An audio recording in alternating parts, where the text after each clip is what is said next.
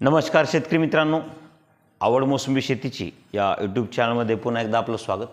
तर शेतकरी मित्रांनो, आज आपण 52वा भाग बनवत आहे आणि आज आपण मोसंबी 17 लिंबू बागेला सुपारीसारखे फळं होण्याच्या अगोदर म्हणजे तुरीसारखे किंवा हरभऱ्यासारखे फळं असतात त्यावेळेस आपण 13-0-45 एकरी 5 किलो सोडतो आणि त्याच्यानंतर एक 10-15 दिवसांनी आपण युरिया प्लस मॅग्नेशियम एकरी 40 किलो युरिया आणि मॅग्नेशियम 15 किलो सोडतो। तर बऱ्याचशा शेतकऱ्याचं म्हणणं येतं की नेमका याचा काय रोल, तर आपण संपूर्ण डोसेस भरलेला असतो, परंतु आपण या 13-0-45 मध्ये जसं की 13% आपल्याला इथं नायट्रोजन आणि 45% आपल्याला या ठिकाणी पोटॅश बघायला मिळतो। परंतु हा 13-0-45 जो ग्रेड आहे हा वॉटर सोल्युबल आहे, 100% पाण्यामध्ये विरघळणारा, आपण फवारणीमध्ये सुद्धा वापरू शकतो आणि ड्रिचिंग पण करू शकतो। आता हे 13-0-45 मध्ये जे नायट्रोजन आणि इथं K2O म्हणजे हा पोटॅश, आपण याला K2O म्हणणार, आणि हा जो नायट्रोजन आहे हा नायट्रेट स्वरूपात आहे, म्हणजे नायट्रोजन आणि या ठिकाणी असणारा पोटॅश हा डायरेक्टली विरघळून बॅक्टेरियाला विघटन न करता झाडाला ज्या अवस्थेमध्ये पाहिजे त्या अवस्थेमध्ये हा या ठिकाणी ग्रेड बनवलेला आहे वॉटर सोल्युबल। जसं की नायट्रोजनचं रूपांतर नायट्रेटमध्ये झाल्याशिवाय झाडाला मिळत नाही आणि तुमच्या पोटॅशसुद्धा विघटन झाल्याशिवाय झाडाला मिळत नाही। त्यामुळं हा जो ग्रेड बनवलेला आहे 13-0-45 याच्यामध्ये नायट्रोजन हे अशा स्वरूपात विरघळतं जे की झाड पटकन घेणार आणि पोटॅशसुद्धा हे K2O सुद्धा अशा स्वरूपात विरघळलं जातं की झाड हे पटकन घेणार। मग ते फुला म्हणजे फवारणीतून दिलं तरी घेणार आणि आपण त्याची ड्रिचिंग केली तरी घेणार।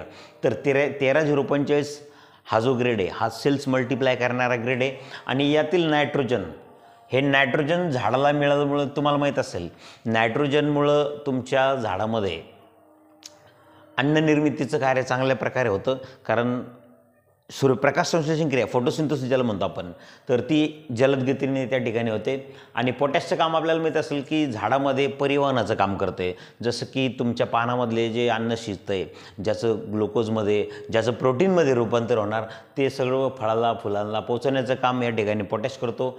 आणि नायट्रोजन शिवाय आपल्या झाडामध्ये नायट्रोजन शिवाय जे आपलं प्रकाश संश्लेषण क्रिया ती वाढत नाही, त्या ठिकाणी प्रोटीनची निर्मिती लवकर होत नाही, त्या ठिकाणी साखर ज्याला आपण ग्लुकोज म्हणतो ते सुद्धा वाढत नाही। म्हणून 13-0-45 जर सोडलं तर आपल्याला त्या ठिकाणी शुगर निर्मितीसुद्धा होणार, त्या ठिकाणी प्रोटीनसुद्धा मिळणार आणि आपल्या झाडामध्ये जी फळं लागलेली जी फळगळ होती तर ती प्रोटीन आणि शुगरची कमतरतेमुळे सुद्धा ती फळगळ होती। त्यामुळे आपण 13-0-45 हा एकरी 5 किलो त्या ठिकाणी सोडतो, कारण 13-0-45 हा सेल्स मल्टिप्लाय करणारा ग्रेड आहे।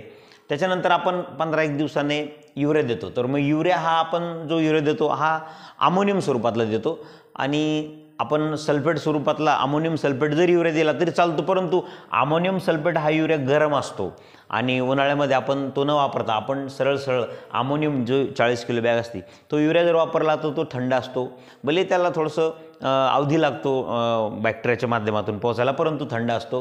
त्याच्यासोबत मॅग्नेशियम जर दिला आपण तर आपल्या झाडांमध्ये युरिया प्लस मॅग्नेशियम असं जर आपण कॉम्बिनेशन दिलं तर त्या ठिकाणी अन्न निर्मिती चांगली होते, झाडाची ग्रीनरीसुद्धा वाढते आणि आपली त्या ठिकाणी फळगळ होत नाही। कारण आपण बघितलं असतं ऊन वाढलं म्हणजे त्या ठिकाणी नायट्रोजनचा अभाव झाडामध्ये आपल्याला बघायला मिळतो, म्हणून आपण एक वेळेस 13-0-45 देतो आणि त्याच्यानंतर युरिया देतो आणि त्याच्यासोबत मॅग्नेशियम दिलं तर अतिउत्तम।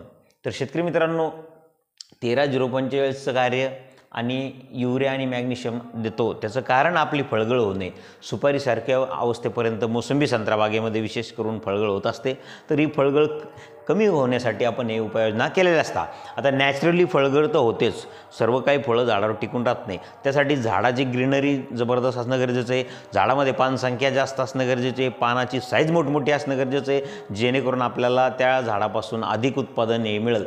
झाडाची पानाची संख्या कमी असेल, झाडाची पानं पिवळट असेल तर त्या ठिकाणी प्रोटीन आणि शुगरची निर्मितीसुद्धा कमी होते आणि आपल्याला त्या ठिकाणी मग फळगळ बघायला मिळते। तर तत्पूर्वी आपण झाडं कसे मेंटेन ठेवता येईल यावर जास्त भर द्यायचा आणि झाड मेंटेन राहण्यासाठी आपल्याला स्पेशली जमिनीवर अभ्यास करणं, जमिनीवर रिसर्च करणं खूप गरजेचं आहे। कारण तुम्हाला मी सांगितलेलं आहे अन्नद्रव्याची कमतरता ही जर भासली तर आपल्याला त्या ठिकाणी फुलगळ झाडाची डेव्हलपमेंटला बाधा येते, म्हणून अन्नद्रव्य हे कमी न पडायला पाहिजे। आपण जो बेसल डोस देतो त्याला स्टेप बाय स्टेप लागू व्हायला वेळ लागतो, 60 दिवस 90 दिवस लागतात, परंतु आपण हे जे वॉटर सोल्युबल 13-0-45 आणि युरिया प्लस मॅग्नेशियम जर आपण ड्रिप इरिगेशनद्वारे सोडलं तर आपल्याला त्या ठिकाणी पटकन रिझल्ट त्या ठिकाणी बघायला मिळतो. तर शेतकरी मित्रांनो 92 भागामध्ये आपण बघितलेलं आहे की आपण फळगळ होणे म्हणून ज्या उपाययोजना केलेल्या आहे किंवा उपाययोजना करतो, तर अर्थातच तुम्हाला ते समजले असेल. आपण चॅनलवर नवीन असेल तर चॅनलला सबस्क्राईब करा, ऑल नोटिफिकेशनचं बटनही क्लिक करा, जेणेकरून असेच नवीन नवीन व्हिडिओ आपल्याला बघायला मिळेल.